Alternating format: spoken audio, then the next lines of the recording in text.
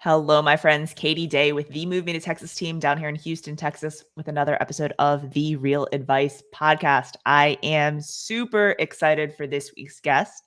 Have recently gotten to know her as we joined the same brokerage and we hung out together and visited at a video mastermind. I was going to say earlier this year, but I guess that was last year. I'm just going to take an excerpt from her YouTube bio because as I was searching around the internet for some good facts and things to say, I was like, I can't really top this.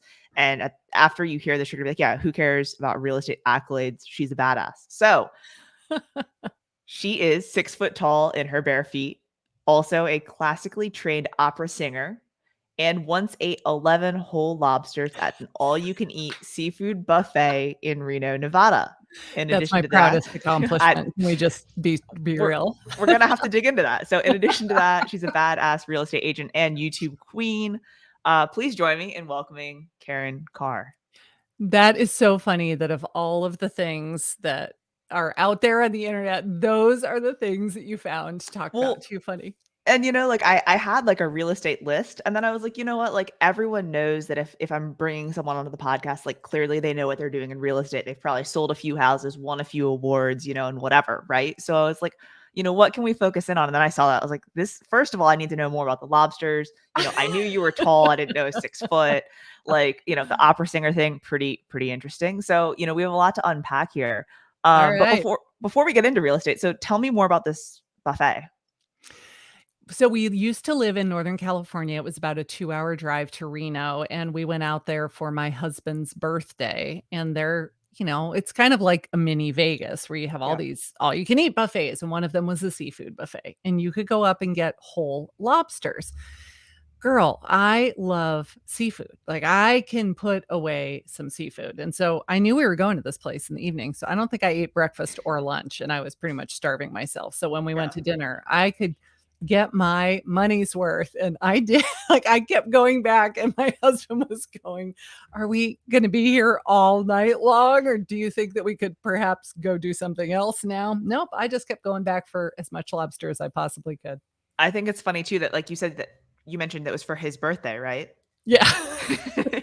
Like, sorry, sweetheart, but we're going to stay and eat some more lobster. Yeah. And so there are a few things in life that I'm always willing to pay more money for.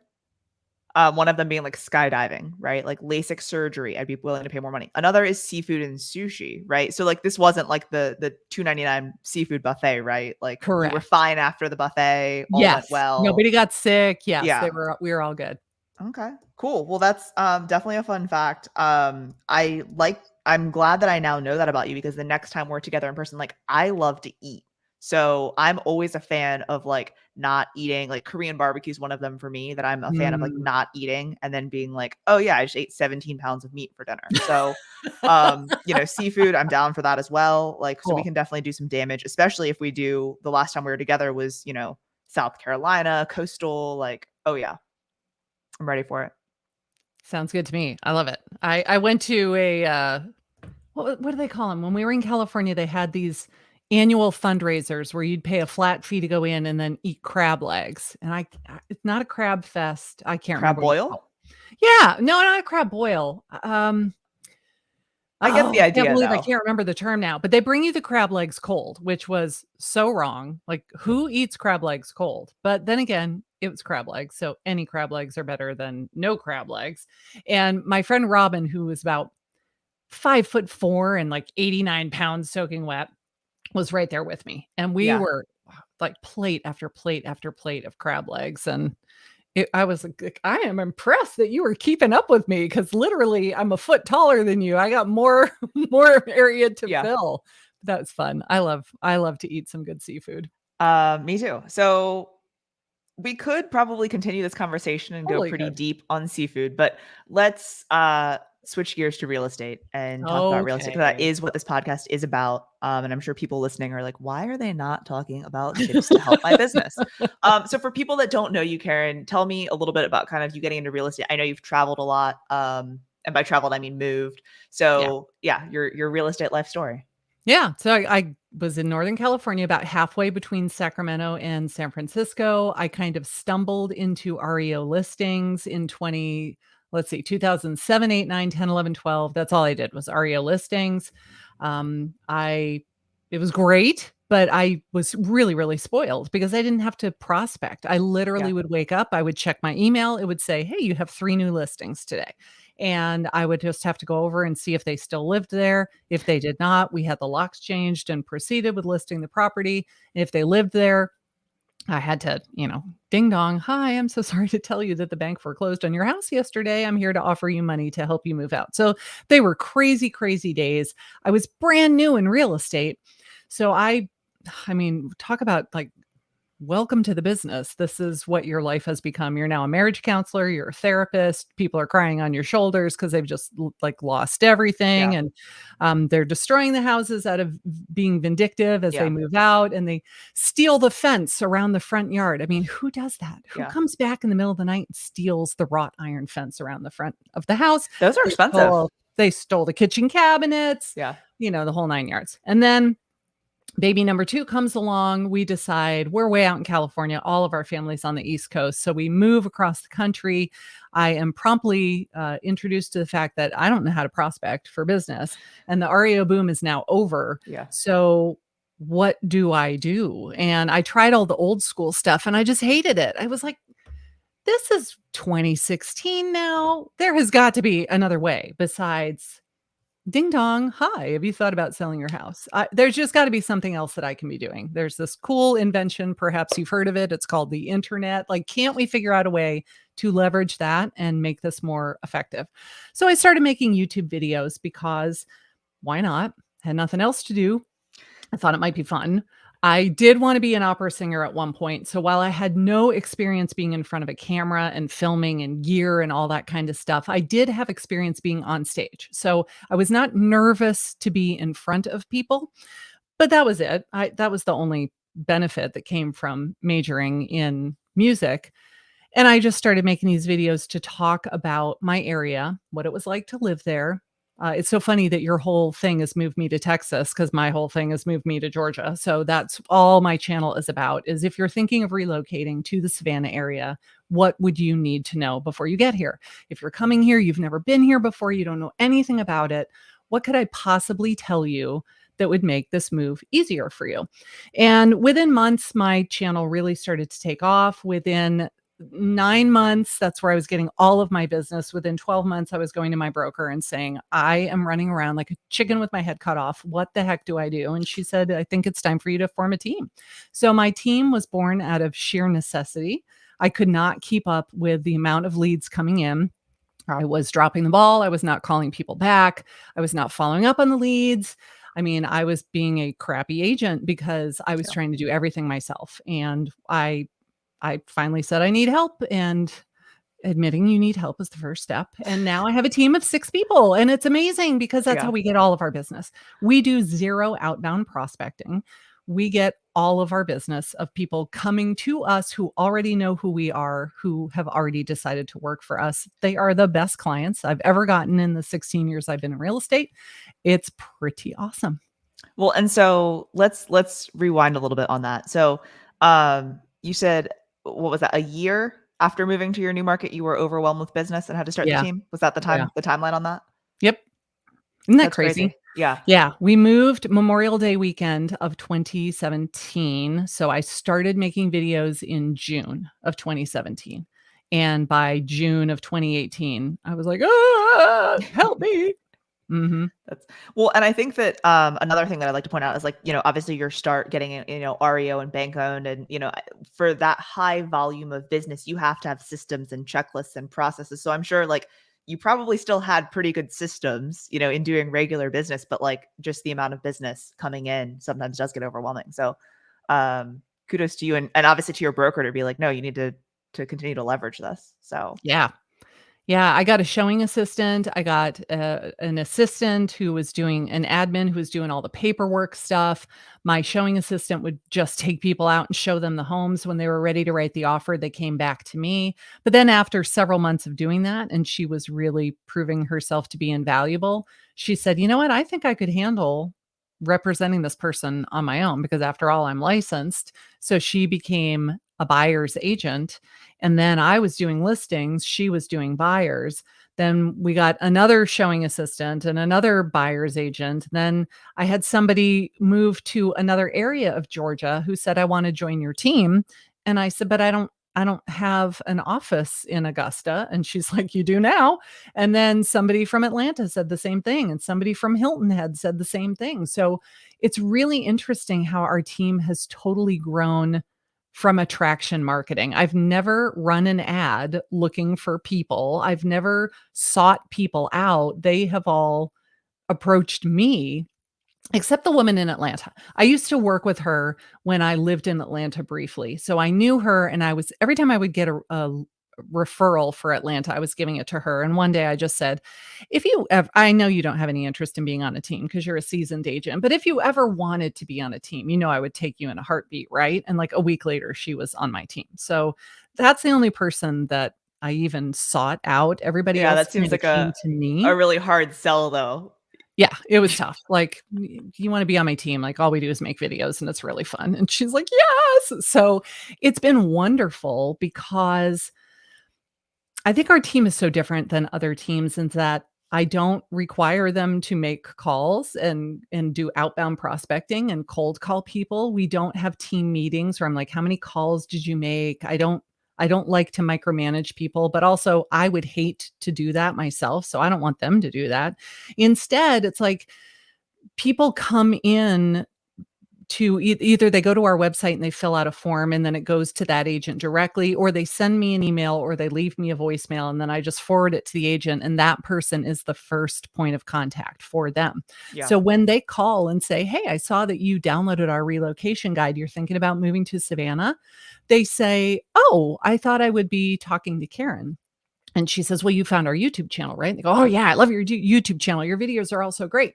And she goes, "Right. Well, we get a lot of people like you who found our YouTube video. So we had to create a whole team. So I am the senior relocation specialist. I'm the one that's going to be helping you. What can I do to assist you?" And they say, "Okay, that's great." Yeah. So you get these people basically handed to you on a silver platter that are ready to do a transaction. They are ready, willing, and able. They have a time frame. They are motivated. They are ready to do business. They don't even interview anybody else. These are truly amazing quality leads that we get. So the appeal of them being on the team, I think it's there because they know what's the alternative. You can be a solo real estate agent where you're just pounding the pavement every day trying to figure out where your next paycheck is coming from. And this seems to be a very viable alternative to them. Yeah, for sure. So, out of curiosity, as far as the team goes, like, obviously knowing what you know now, like you figured out a great lead source, you figured out how to lead generate, and with high quality leads, like, would you have started the team sooner? Would you have hired agents on differently? Would you have expanded to other markets? Like, would you have done it differently, or do you think, like, I mean, I personally think that like everything happens in the way that it should. You make the mistakes you make, you do whatever, right? But like, would you have done anything differently, or what advice, I guess, would you give to someone, if they're like, okay, I want to start a team, or I do have, I think, too much business? Like, what advice would you give? The only thing that I think I really did backwards was that I didn't have great systems in place. The systems that I had when I was an REO specialist were all about doing BPOs, which are Yep. CMAs for the bank. Like you're Yeah. trying to go by the house once a week and make sure that nobody has stolen the copper piping and that it hasn't flooded and Yeah. there's not a squatter living in the living room and stupid things like that. And that was very easy to delegate. You could find anybody and just pay them an hourly rate to drive around town and check Yeah. on these houses for you. Doing the BPOs, literally just sitting at my computer for hours and hours a day hammering out these CMAs. Yep. They but it didn't it was all calendar driven, but it Yeah. wasn't a lot of systems. Then now that we've got this whole different business model, you need a CRM, you need the website. When the leads come in, how do they get routed? How do you determine who's going to get this lead and who's going to get this lead? And then having a listing specialist who goes into Canva and makes the flyers. Like I was doing all of that stuff myself. So Yeah. in retrospect, I should have had all of those systems in place first before I started staffing up. But the good news is by doing it the wrong way, I had people join the team, and then they're telling me what we need, and then we're kind of building it all together. So Yeah. it's not just all coming out of my brain, it's more of a collaborative effort. And so, I may have been doing it wrong, but I'm really happy with the way it's turning out. Well, and realistically, like, it's kind of like the chicken and the egg, right? Like as far Yeah. as like the team and like the processes and all that, like, they're helping you to build it. But like for a lot of it, if your business wouldn't have blown up as quickly as it did, you wouldn't have needed a team. And, so Right. yeah. Agreed. Um, I'm curious just because with, all of the videos that you shoot and put out, and I know obviously you have a team now, so they do some of them as well. Like, when do you work best? Like, I know some people, work best in the morning, some work best in the evening. Like, what does a general like week or kind of day look like for you?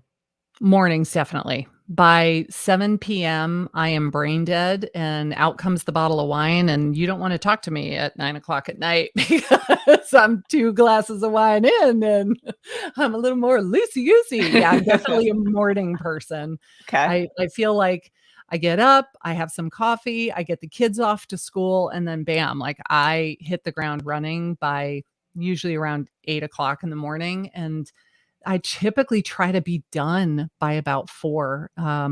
One of the really great things of having a team is that I'm learning how to delegate. It's been hard. It's been really hard to delegate. You're one of those people that thinks, I built the business. I did everything the right way. And that's why the business is so successful. Therefore, I am the only person that can do any of this crap, which is so not true. It's such a Yeah. self limiting belief, but we have to get over that hurdle and learn that you can train other people and get them to do this stuff for you. And then the more you delegate, the more you become addicted to delegating. So now I'm trying really hard to work no more than 30 hours a week. And sometimes it doesn't work. Sometimes I find myself working later into the evening just because I love what I do. Yeah. But I really have to say, like, bad, bad. Step away from the computer, go downstairs, lock it in another room, like, talk to your family. You don't have to work super long hours. And, then the more that you trust the people on your team, Yeah. you give them the responsibility, you allow them to do these things, and then they rise to the occasion and they show you what they can do, then everybody is like, "Dang, look what we just did. We're pretty Yeah. awesome." No, that's cool. So you said 6 agents right now, right? Mhm. And then you also have admin staff too? I have, let's see, I have a video editor, I have a video production manager, I have a this is my favorite story. I hired a single virtual assistant in the Philippines several years ago, and because I hired her and I was paying her 40 hours a week, like, I figured I'm gonna Yeah. give you a ton of stuff to do. I was paying her for 40 hours a week, so she was in the Philippines, that's a good income, like, what Yeah. we're paying them from the US, Yeah. that translates to be a high hourly wage. She now has a staff of 25 VAs. She formed a company, she hired people, they now work for her. She is the manager of this outsourcing company, like, Yeah. I am so proud of what she has created. It's amazing. So I can pretty much give her any task that I have. Hey, we just switched to a new CRM. It's called Chime. I don't know how it integrates with our website. You figure it out. I want you to make sure that everybody that fills out a lead on our website, it will go into Chime. The correct automation will start. It will be assigned to the correct agent. Like, you make that all work and just tell me when it's done. Yeah. Whereas that was something before that I would have literally spent weeks trying to understand and figure out and make happen on my own. I'm really trying to be the CEO of this business and not be the admin of this business. So funny enough, we have our own website and I have a CRM that we've used for a while, right? So when we first joined the brokerage, like I was like, oh no, like we're not going to use the CRM. But I was like, from a lead gen perspective, I think having the website's good because it has an IDX and all of the things, right? So I started to build it one night, just like watching TV. I started to build it. And then I was like, I should not be doing this. So that was one of the things today in my weekly marketing meeting. I was like, I don't really know how this works, but it needs to be built and it needs to have a searchable map. And we're going to run ads to, to the website at some point. But like, I don't know how all of this works. So like, here you go. Yep, I know. And when you're a solopreneur, you don't have anybody else to rely on. So you kind of take that on yourself and you just figure it out. And I'm sure you did the same thing when you were a solo agent, and I did, and so many other people I knew. You just figure it out. And then we get to this point where we know so much. Like, I know how to make all these pages on my website, and I know how to build a landing page, and I know how to set up the smart plan in the CRM, and I know how to go in Canva and make all of these things. Like, I know how to do them all. So you try to hire a virtual assistant who can do all of those things for you. And then we get mad that they can't. And it's kind of like, okay, this is probably not a single person position. Like, the person that knows how to build a web page is not necessarily the person that knows how to write copy for your blog post, who is not the person who knows how to edit your video. We have to remember that just because we know how to do all of these things, we figured it out over years out of sheer necessity. But then when you're trying to delegate, it might be more than one person. And we have to figure out, okay, what is the role? What would the responsibilities be? And how many people is this really? It might be 3 part-time people instead of 1 full-time person. That's fine. We just have to, like, that's something that I've been struggling with as I build this business. And I step back from the day-to-day doing of the business and try to be more of the visionary and the CEO of the business. That is huge. And that distinction between, different tasks and different personalities is so big. And that's the first person we tried to hire was like an assistant that was a TC slash marketing coordinator slash client care coordinator slash, and they were like, this is not a one person job. Like, Yeah. what are we doing here? And it's also the personalities aren't the same. Your marketing Yeah, they coordinator is not the same require as your totally different transaction. skills. Yeah, you're right. Like, the TC and the client care specialist are so very No, different, aren't no, they? yeah. Also, I know on most podcasts, people probably bring you on and they're like, let's talk YouTube. I know you've got an entire YouTube channel dedicated to agents. So if you just want to kind of plug that and tell people where to go to check that out for all of those resources. I don't really want to talk about YouTube. I feel like you talk about it all the time. So I talk about YouTube all the time. plug your agent channel so people can go check that out. What's Okay. It's just youtube.com/Karin Carr. Karin is KarinCarr. So you can go there. My website is YouTube for Agents if you want to learn how to use YouTube as a real estate agent for lead generation purposes. I really use YouTube not for branding, not for top of mind awareness, not to get these videos that go viral that just, make me into a superstar. If that happened, that would be super awesome. But they are really designed to be like, in the old days, direct response. Like, I would mail you a postcard and you would pick up the phone and call the 800 number to get my free report. It's the same thing. It's just the medium is different. We're now doing it through YouTube. So, yep, you can just Google my name and you will find crap everywhere all about YouTube because that's my jam. important crap, not just crap. Important crap. Yes, Important crap. effective crap. I mean, crap that'll make you a lot of money and a very successful real estate agent. So let's talk a little bit about that. Like obviously, you move to a new market, you're just trying to figure things out. So you start doing video and then, business starts booming. You now have this, team. Like how does all that, like, mindset wise, kind of dealing with all of that? What's that like? It's so funny, like, the mindset stuff I never thought would be an issue. I just thought, "Oh, you start to do well, and you start to make more money, and you start getting recognized at your brokerage, and you start getting awards, and it's really cool, and it's great." Oh gosh, like, I don't know if it's a female thing, but as a woman, I have a lot of guilt. I will meet with my coach, and she's like, "You need to stop shoulding all over yourself," because apparently I say should a lot. I really Oh, should, that's not what I you thought you know? said. Shoulding.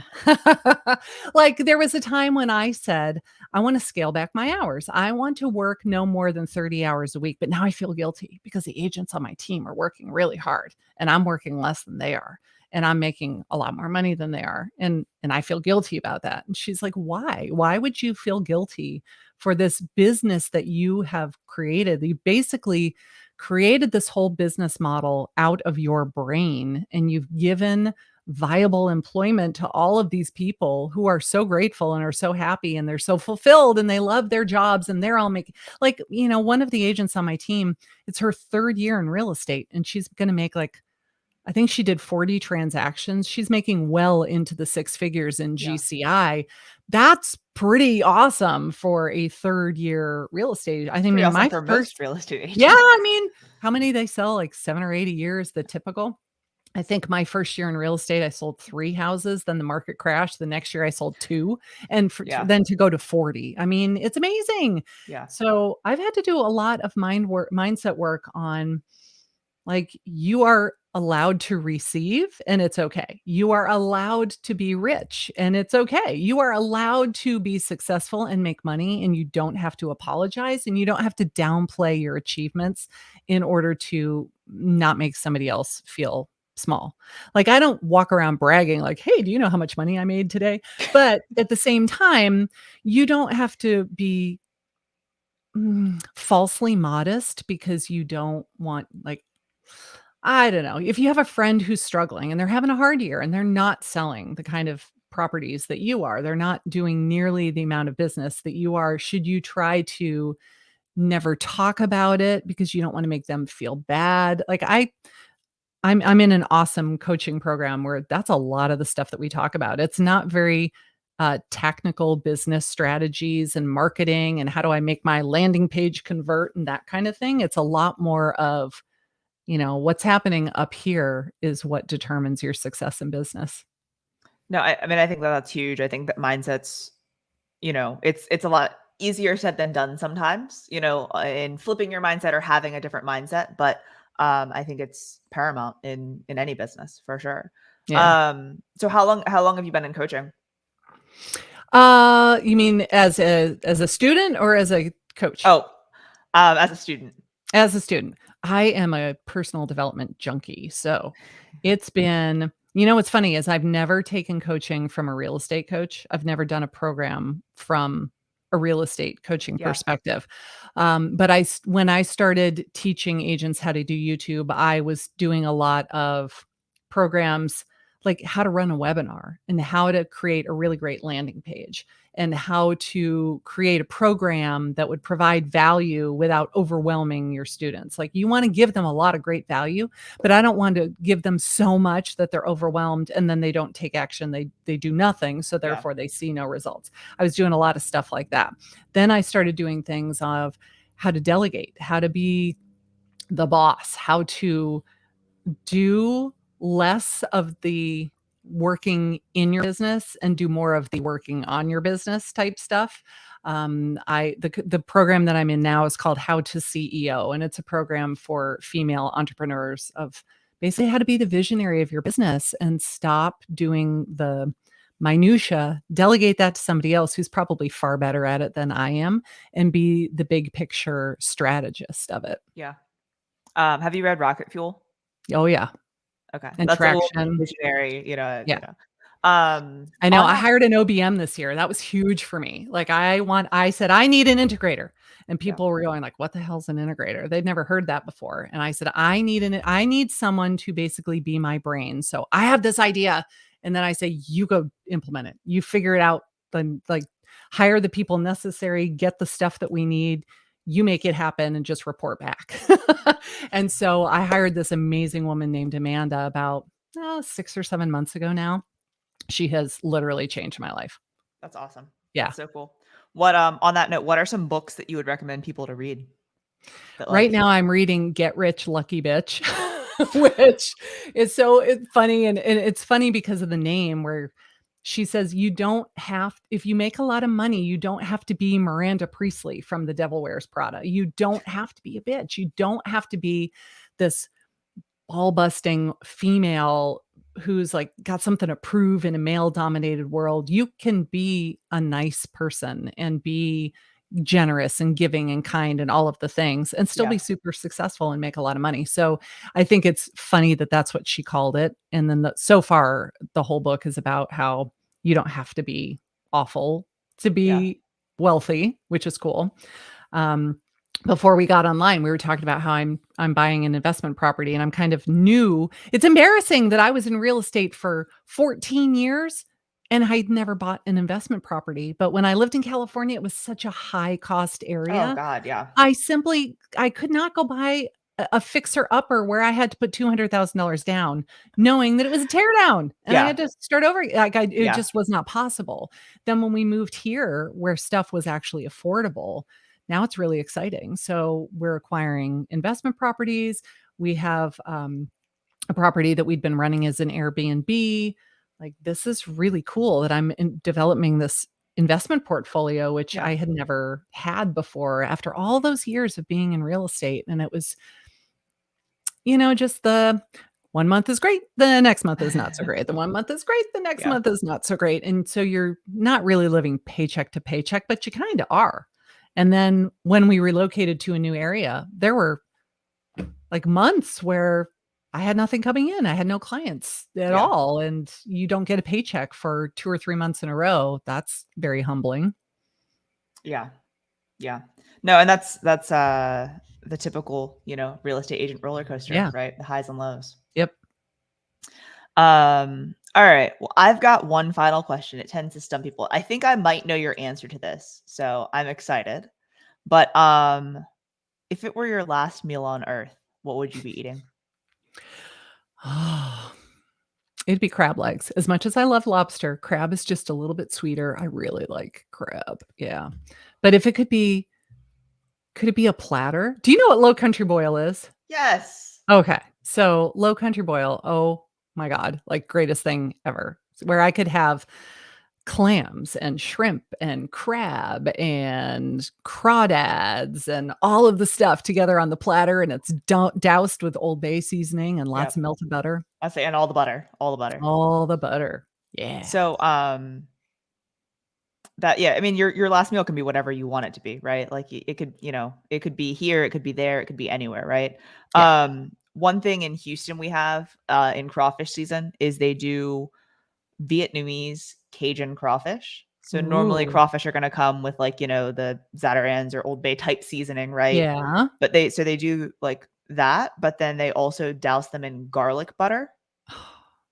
Yum. And like so it's just a little bit different than the butter, because normally like crawfish, like yeah, you might dip them in butter, but they put them in these plastic bags, like gallon, bigger than gallon, but like big plastic bags, and they put the pounds of crawfish in.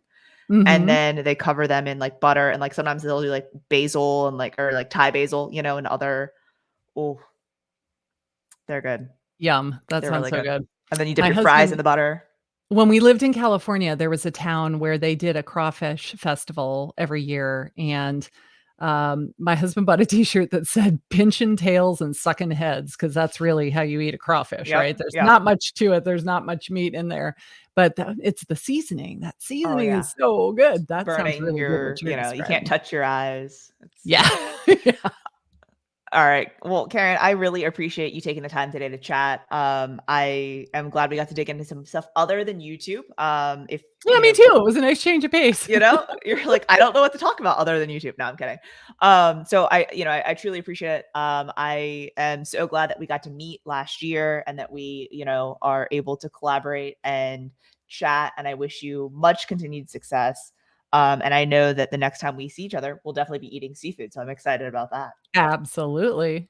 Thank you so much for having me. This is a lot of fun. Awesome. I'll talk to you soon. All right.